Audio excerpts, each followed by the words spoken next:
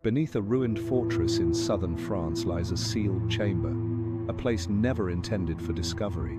Lacking keys or overt entrances, it harbors a profound mystery, a subtle intimation of something concealed within the darkness. For over 7 centuries, the Earth has meticulously guarded this secret. It is a stone vault rumored to contain a treasure of such sacred and perilous nature that it once fractured an empire. This treasure is not comprised of gold or jewels, but rather forbidden knowledge, encrypted and systematically erased.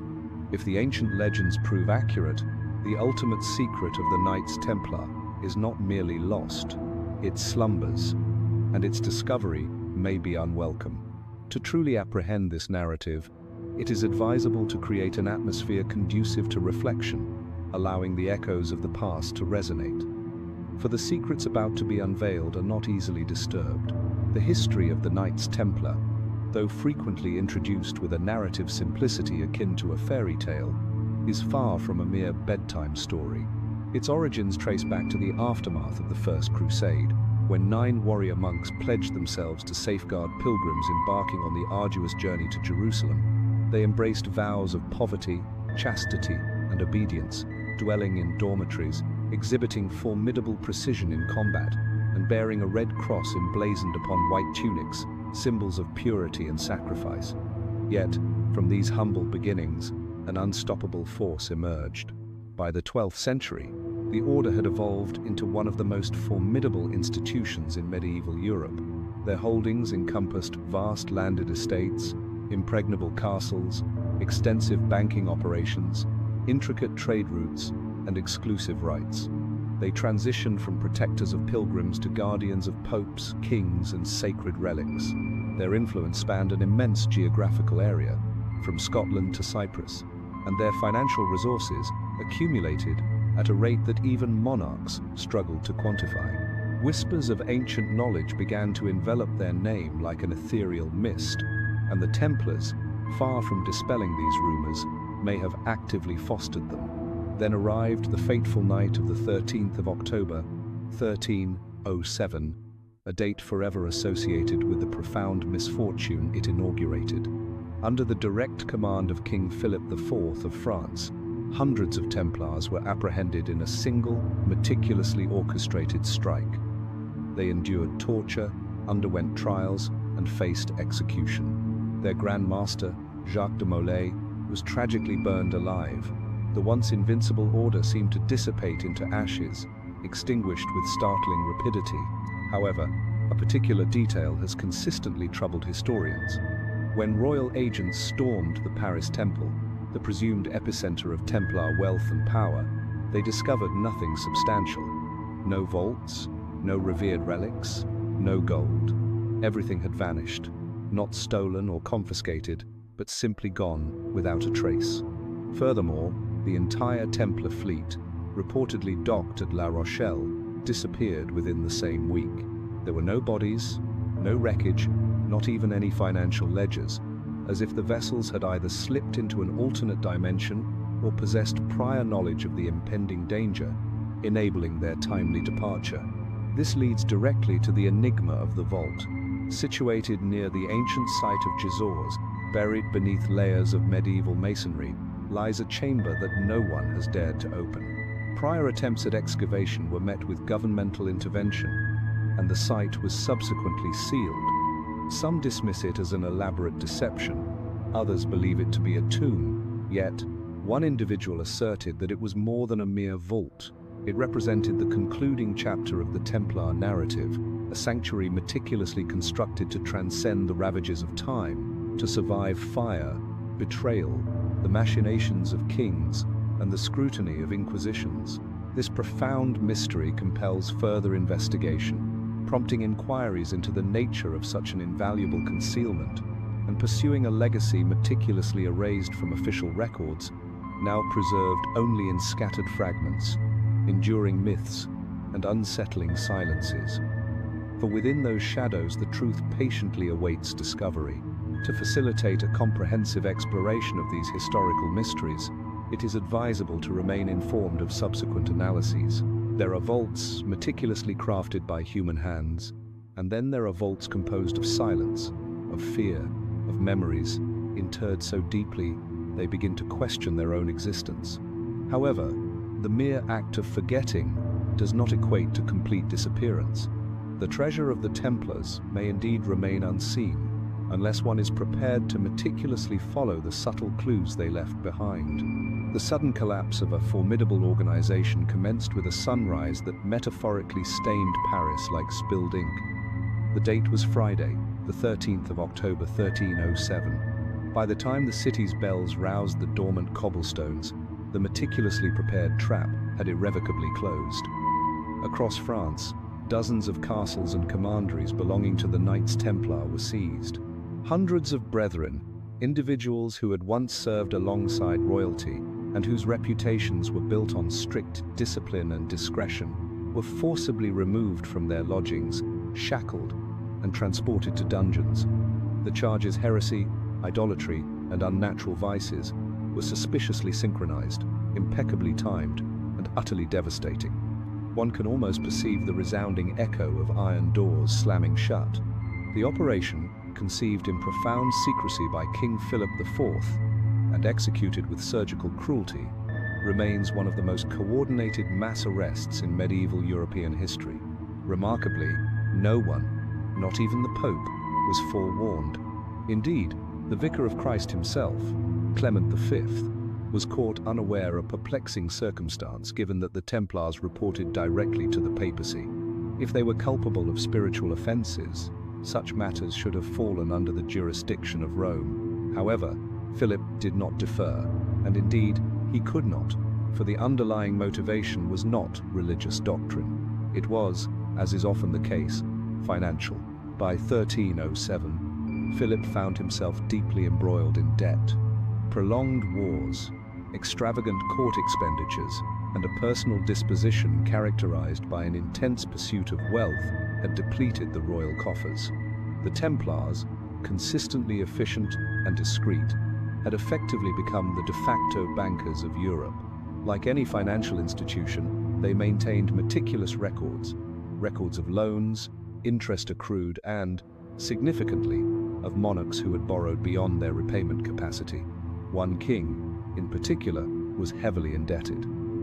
Consequently, rather than settling his financial obligations, Philip chose to disrupt the entire system. He meticulously portrayed the Templars as demonic figures cloaked in monks' robes, alleging that they desecrated the cross, venerated an enigmatic head, and engaged in illicit acts during their initiation rites. These claims, while undeniably scandalous, were remarkably convenient, particularly for a monarch desperately requiring a scapegoat sufficiently prominent to divert attention from his own impending financial ruin. And to a certain extent, it succeeded. The abruptness of the arrests sent shockwaves throughout Europe. Here was a military order that had operated for nearly 2 centuries, explicitly sanctioned by the Pope himself, reduced overnight to a state of shackled imprisonment. In Paris alone, 138 Templars were apprehended. Torture was immediate and brutal, and under such duress, confessions flowed freely. Confessions of blasphemy, obscenities, and secret rituals previously unseen by any outsider, which, predictably, only served to enhance their credibility among the populace. Yet, beneath this surface, fissures began to appear. Some accounts depict Templar brethren steadfastly maintaining their innocence, even as they endured the rack or the flames. Certain inquisitors, particularly in Italy and Spain, outright refused to participate in the trials, finding no substantive evidence of heresy. Only frightened men, many elderly, still adhering to their vows of silence, even as their fingernails were excruciatingly removed. If this was a purge, it was an incongruously tumultuous one, and not all aspects of the narrative aligned cohesively. Consider, for instance, the timing. Why did Philip act with such pronounced urgency? The arrest warrant, known as the Secret Order, had been meticulously prepared in clandestine fashion for months. Copies were disseminated across France in sealed envelopes, accompanied by explicit instructions that they were not to be opened until the morning of the raid. Such a level of paranoia suggests either profound apprehension or perhaps the astute awareness that if the Templars received even the slightest forewarning, they would simply disappear. This latter possibility may explain why, according to multiple eyewitness accounts, the Paris temple was mysteriously empty, not devoid of people, but conspicuously devoid of treasure. While royal agents located numerous records, they found no chests of gold, no sacred relics, not even the rumored Ark of the Covenant, which, amusingly, some had genuinely hoped might be concealed there. Instead, they encountered only silence, the kind that implies a destructive fire had raged just long enough to obliterate all prior traces. And it is at this juncture that the historical narrative shifts. For a military order ostensibly rife with heresy, the Templars had somehow maintained centuries of unwavering papal support. From Pope Innocent II's bull in 1139, which granted them exemption from local laws and taxes, to the extensive privileges they subsequently received under Urban III and Honorius III, the Church had significantly invested in their prosperity.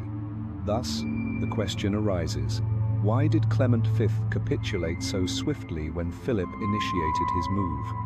Some historians contend that Clement, himself a Frenchman, was effectively under Philip's dominion. The Pope had been installed under considerable political duress and spent the majority of his papacy maneuvering as a mere pawn on the chessboard of royal influence.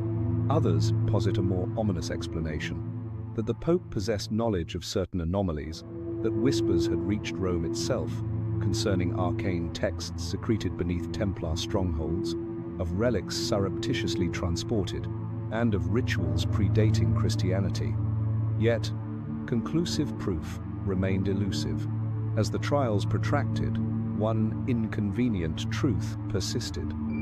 The Templars offered no organized resistance. They did not engage with swords or mount a rebellion. They submitted, even under torture, even unto execution, as if cognizant that resistance would only exacerbate their plight, or as if they firmly believed their silence possessed a power far exceeding any confession. This phenomenon has, understandably, perplexed scholars for centuries.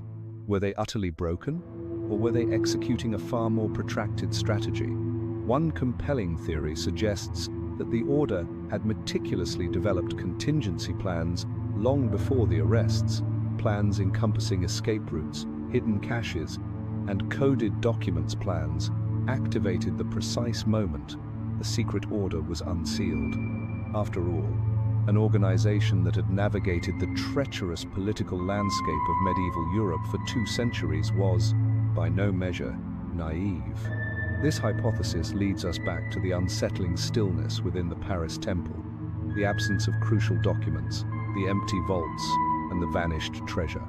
One might legitimately question whether they had indeed anticipated this eventuality, and if so, what other secrets might they have concealed before the dawn broke? The vanishing fortune. Imagine a ledger, not a dramatically adorned tome, but a pragmatic, ink-stained book resting on a trestle table within a quiet stone chamber in a Templar preceptory. Its pages meticulously recorded names, numbers, and symbols, a comprehensive account of payments dispersed to kings and princes, landowners and merchants, and even ecclesiastical officials. Now, envision that very book, along with all the chests, scrolls, seals, and keys to which it corresponded, simply gone. Not forcibly seized, not consumed by fire, not discovered within a rival vault, but utterly vanished. Such is the inherent challenge of attempting to plunder from a phantom. One cannot rob what is no longer present. When King Philip IV stormed the Paris temple on that infamous October morning, their objective extended beyond merely apprehending heretics. They were in pursuit of a monumental fortune. By 1307, the Knights Templar were widely believed to command one of the largest independent treasuries in Europe. Their holdings included estates throughout France, England, Portugal, and the Holy Land. They received substantial donations in coin, land, and livestock, and provided loans secured by collateral, ranging from entire maritime fleets to royal jewels. Their vaults were rumored to contain not only vast quantities of gold, but also rare relics, encrypted charters, and potentially even sacred artifacts. In essence, they possessed sufficient wealth to destabilize the financial systems of any monarch reckless enough to challenge them. Consequently, Philip desired this treasure. Indeed, he desperately needed it. However, when his men forced open the temple's stone floors and breached its storerooms, they discovered only empty coffers and dust, no gold, no scrolls, merely the stagnant air of an inexplicable absence. And here lies the disquieting truth. To this very day, no one has located the Templar treasure, not a single coin, not a solitary relic, not one verifiable chest. This predicament raises a question even more pressing than its whereabouts. How did they manage to make it disappear? To comprehend this, one must appreciate the Templars' logistical brilliance. This was not merely a collection of robed warriors wielding swords and espousing vague slogans. The order operated as a transcontinental corporation. They employed a centralized accounting system, utilized letters of credit long before modern banking formalized them, and managed their wealth through intricate layers of redundancy. A donation made in England could be accessed in Acre. A Templar knight could traverse numerous countries and draw funds anywhere, without ever physically handling coin. Their system was simultaneously elegant and opaque, an encrypted circulatory network silently channeling resources through the vital arteries of medieval Europe. Therefore, when initial rumors of royal hostility began to emerge, it is not difficult to envision a quiet chain reaction being initiated. Coded missives delivered by hand, assets converted into portable forms, scrolls incinerated by candlelight, and treasures systematically divided and dispersed to secondary locations. The vaults may well have been emptied weeks, or even months, prior to the arrests. It is here that the whispers begin. Within the seldom explored corners of Templar history, persistent suggestions abound that a substantial convoy departed the Paris temple under cover of darkness shortly before the king's strike. Some accounts describe carts laden with sealed chests, escorted by silent, hooded riders. Others allude to ships awaiting them along the Seine, destined for La Rochelle, the order's principal port on the Atlantic coast. However, all these narratives share the core concept of a premeditated flight, driven not by fear or panic, but by meticulous strategy. Further corroborating this hypothesis is the sheer magnitude of what was presumed to be present. The Templars were entrusted with safeguarding royal treasures, including those of foreign monarchs. They commanded revenues from vast farmlands, textile mills, vineyards, and tithes from entire provinces. One estimate suggests that their Paris temple alone housed the modern equivalent of hundreds of millions of dollars. How, then, could such an immense fortune simply vanish? Skeptics contend that it never existed in the first place, asserting that the order's wealth was exaggerated and its assets overvalued. However, this argument does not withstand rigorous scrutiny. We know from extant documents that kings regularly borrowed substantial sums from the Templars. We know that they maintained treasure houses at key preceptories, each secured by rotating guards and robust locks. And we know definitively that Philip expected to seize tangible wealth, and he failed. Moreover, there is the perplexing case of the papal inquiry. Following the arrests, Pope Clement V dispatched investigators to various Templar sites throughout France. Their objective was not to ascertain heresy, but to compile inventories. What they discovered were lists devoid of corresponding items, vaults devoid of contents, and names without discernible destinations, as if the records had been meticulously expurgated or the trails intentionally obscured. It resembled a magician's illusion. One had perceived something, or so it seemed, but now it was gone, and the point of deception remained unclear. Naturally, this level of evasion does not occur spontaneously. It indicates sophisticated coordination, a chain of command that remained intact even as the threat intensified. This leads to one of the more unsettling possibilities, that the treasure was not merely scattered, but moved as a cohesive unit, a single, grand operation directed towards a singular, legendary destination. Many theories propose Portugal, some whisper of the Pyrenees, a few evoke the Holy Land, where the order originated. However, the most persistent and romantically evocative suggestion posits that the treasure was laden onto a fleet of Templar ships and transported westward, beyond the reach of the king and the church, towards an entirely new existence. Before delving into the pursuit of phantom ships and coded scrolls, let us reflect on the profound silence, that eerie emptiness discovered in Paris, the sudden stillness where gleaming gold should have resided, the manner in which flames consumed confessions but left accounts, not answers, untouched. For no matter how deeply one investigates the historical records, this mystery remains unresolved. There is no definitive smoking vault, no final testament, only rumors, strategic misdirections, and a fortune that transmuted into myth the moment the arrests commenced. One might begin to discern the contours of a deliberate plan, a sense that this was not merely a disappearance, but a meticulously engineered design. If the treasure was indeed designed to vanish, then perhaps its eventual return was also part of that grand scheme. Secrets in the Paris Temple Tower. From an external perspective, the Paris Temple presented itself as a formidable structure, a fusion of fortress and monastery. Its towering stone walls, narrow arrow slits, and iron-bound gates proclaimed a building designed to withstand siege, scrutiny, and the relentless passage of time itself. Located within the Marais district of medieval Paris, it served as the Templars' European headquarters, a pivotal center of administrative authority and financial acumen. Yet, its most captivating feature was not overtly visible from the street. It lay concealed within its inner sanctum, a structure known simply as the Tower, tall, square, and robustly silhouetted against the skyline. The Temple Tower was as much a legend as it was a physical location. It was widely believed to house the Order's grand treasury. Behind its thick stone walls, rumors circulated of intricately locked vaults, secret staircases, and even subterranean passages, a place where sacred objects were purportedly safeguarded beneath layers of silence and solid rock. Consequently, when King Philip IV launched his assault, this was the primary target for his agents. They did not proceed to the courtyards or the barracks, but directly to the tower.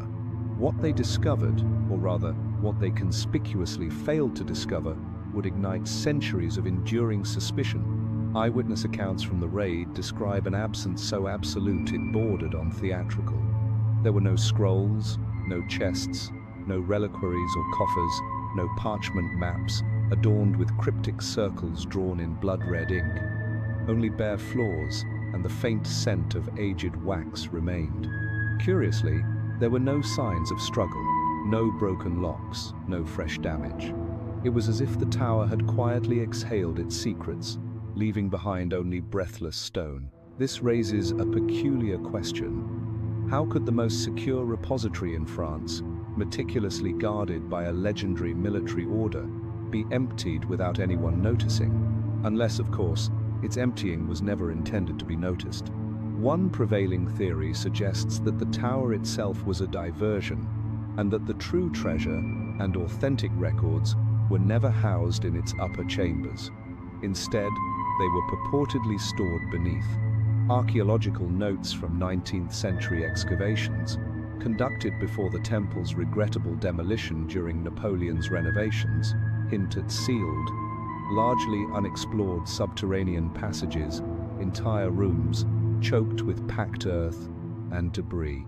And while no definitive vault was ever located, the layout of the foundation implies a far more intricate substructure than a simple basement. Furthermore, there is the testimony of a certain royal accountant, Guillaume de Nogaret, who supervised the temple's seizure on behalf of Philip. In a letter, he expressed his confusion at the paucity of seized materials, noting that nothing commensurate with the rumors of immense wealth was found. He described the emptiness in terms more poetic than bureaucratic, characterizing the tower as possessing echoes but no voice. More than a few scholars have pondered whether this was merely a metaphor or a subtle coded message. Adding further intrigue is the curious behavior of Philip's men subsequent to the raid. Rather than publicizing their findings and expected action, after ostensibly exposing a network of heresy and fraud, they maintained a striking silence. Details were suppressed, and inventories were conspicuously edited. Some of the earliest transcripts from the trials reference items that do not appear on official lists: a chalice, a head-shaped reliquary, a scroll bound in leather with wax seals that no one could decipher. Where did these items go? Were they genuinely never found, or were they discovered and then deliberately concealed? There is also the matter of the key holders. According to Templar procedure, no single knight ever possessed all the keys to the treasury. 3 brethren were invariably required, each holding one component of a set, symbolizing unity, discipline, and discretion. However, when Philip's guards arrived, the key holders were conspicuously absent. This could be convenient, or perhaps it was a deliberate strategy. Perhaps the Templars, anticipating the storming of the tower, acted as they were rigorously trained, to disappear within the very system they had meticulously crafted. It is noteworthy that the tower had undergone significant renovations in the late 13th century. According to building records recovered from the archives of Saint-Denis, new chambers had been incorporated, including a suspicious inner keep described only in vague architectural terms. Some researchers believe this space contained more than mere coinage, possibly crucial documents or artifacts of profound religious or even magical significance. It is at this juncture that the narrative begins to diverge into more speculative territory. As the flames of Philip's purge intensified, rumors proliferated like weeds in the ashes that the Templars had guarded something originating from the Temple of Solomon, that the true vault was not located in Paris at all, but elsewhere, Gisors perhaps, or the Pyrenees. Furthermore, it was suggested that the tower had been constructed not primarily to store treasure, but to obscure an entrance leading downwards, not upwards, into the earth, into the profound depths of the past. Modern researchers have attempted to reconstruct the tower's layout using fragments of medieval maps and written accounts. None agree on the precise configuration, but most include a stairwell descending to depths beyond the architectural blueprints, allowed a shaft sealed with stone, which curiously was never subsequently reopened. Given that the tower no longer exists, its original site now subsumed by modern Paris, mere pavement and faint ghost lines, visible in aerial photographs, direct verification is impossible. One can stand where it once stood, but the earth itself maintains its counsel, and that is the most frustrating aspect of this mystery. For the emptiness within the Paris Temple Tower was not merely physical, it was intentional. This was not a vault that had been plundered, but a sanctuary that had been meticulously emptied with precision, care, and an almost surgical foresight. The clues were systematically swept away, the documents incinerated, the men silenced, all orchestrated by a system engineered not to fail, but to disappear. The historical record acknowledges this with a kind of embarrassed equivocation. Some historians propose that the treasure was overestimated. Others claim it was quietly absorbed into the French crown over time. However, none can adequately explain the blank pages, the abrupt silence, or the absence of receipts. This was not merely sloppy record-keeping, it was something profoundly different, and it casts a long shadow over subsequent historical accounts. For if the tower served as a misdirection, if the genuine vault was not above ground but beneath it, or even located elsewhere entirely, then every trail of gold and parchment pursued from this point forward is not simply a search for treasure. It is a quest for the perfectly executed deception. The last Grand Master's cryptic words. One would anticipate a condemned man to scream, to plead, to curse the heavens, his king, or perhaps his own misjudgment. However, on a smoke-laden March evening in 1314, Jacques de Molay, the last Grand Master of the Knights Templar, exhibited none of these reactions. Instead, as flames began to coil around his feet on an island in the Seine, he stood silently for a moment, then addressed not his captors, but the void itself. What he uttered has resonated through centuries of doubt, suspicion, and folklore. According to the most reliable accounts, de Molay proclaimed that Pope Clement V and King Philip IV, his principal persecutors, would soon join him in judgment before God. And in a twist of poetic cruelty typically reserved for fiction, both men indeed perished within a year, the Pope succumbing to illness, the king from a stroke following a hunting accident. Some observers attributed this to mere coincidence, while others perceived it as a potent curse.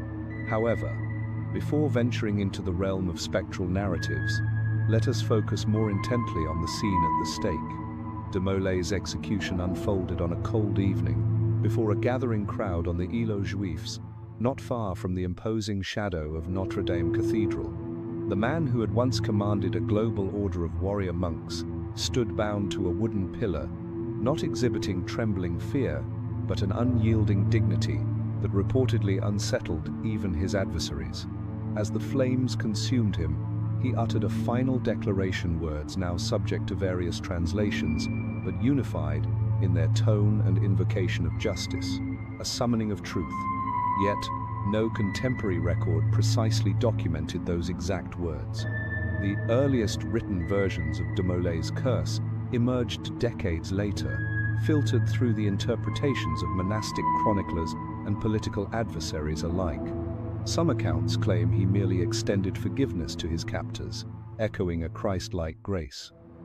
Others insist he explicitly named the Pope and King, damning them before the assembled populace. One version even suggests he issued a warning of a far greater reckoning, stating that a shadow hung over Europe and that the Church itself would not escape the consequences of what it had unleashed.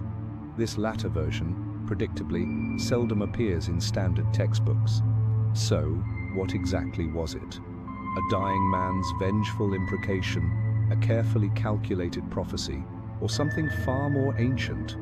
Some scholars contend that de Molay was reciting a ritual phrase, an integral component of a Templar code designed to trigger specific actions upon his death. The order, after all, was renowned for its profound secrecy. Entire initiation ceremonies remain largely obscured, with only fragmentary descriptions available in inquisitorial transcripts.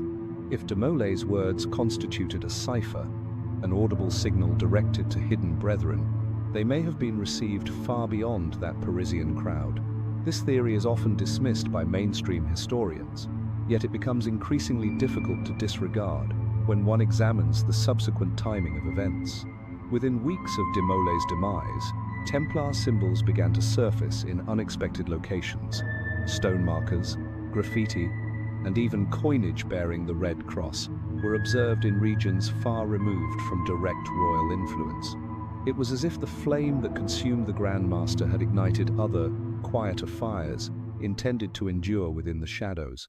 And here lies the subtle convolution that frequently preoccupies conspiracy theorists. According to a little-known document preserved in the archives of Avignon, a sealed letter from de Molay may have been clandestinely smuggled out prior to his execution. It was purportedly delivered to a preceptory in Aragon, one of the few kingdoms at that time still tolerant of the Templars. The contents of this letter have never been publicly disclosed, but a summary written centuries later claims it contained dire warnings, a final testament, and instructions pertaining to the continued survival of that which must remain unseen. Even if that letter never genuinely existed, the ripple effects of de Molay's death are undeniable. The Capetian line, Philip's dynasty, collapsed within a single generation. The papal court was relocated. France entered a period of profound political instability, and the Church never fully regained the absolute authority it once wielded. Coincidence, perhaps, but then again, the Templars were never an organization prone to relying on chance. The psychological impact of de Molay's final words cannot be overstated. Whether interpreted as a curse, a prophecy, or a strategic maneuver, they irrevocably shaped the ensuing narrative. For the assembled witnesses, they transformed the execution from a mere legal act into an act of martyrdom. They recast the king as a villain, the pope as a subservient puppet, and the order, from accused heretics, into victims of profound betrayal, victims, as later legends would assert, who possessed formidable secrets. In the decades that followed, whispers intensified, claiming that de Molay had not only concealed the order's immense treasure, but also its fundamental purpose, that the last Grand Master was the ultimate guardian of knowledge, so perilous it could not be permitted to perish with him, and that in those final, harrowing moments, he did not merely curse his executioners, he activated something profound, perhaps a latent memory, perhaps a clandestine network. One particularly haunting narrative recounts a stone chamber situated beneath the riverbanks where de Molay was executed, and how, amidst the rising flames, a group of hooded figures stood silently in a nearby alley, listening intently. They reportedly moved only once his voice fell silent, retreating into the obscurity of the night. This account, like many others, remains unverified, yet it persists, not merely for its evocative suggestion, but because no one has ever definitively disproven it. There is a chilling poeticism in the manner of de Molay's demise. No sword, no shield, only fire, silence, and a voice speaking into the enveloping darkness. His death marked not only the official termination of the Knights Templar as an institution, but also the genesis of their enduring legend as an eternal mystery. It was a paradoxical moment, where a profound secret was both extinguished and, simultaneously, born anew. And if his final words transcended a mere curse, if they encoded instructions or set in motion a long-prepared chain of events, then the true scope of the story has yet to be fully comprehended.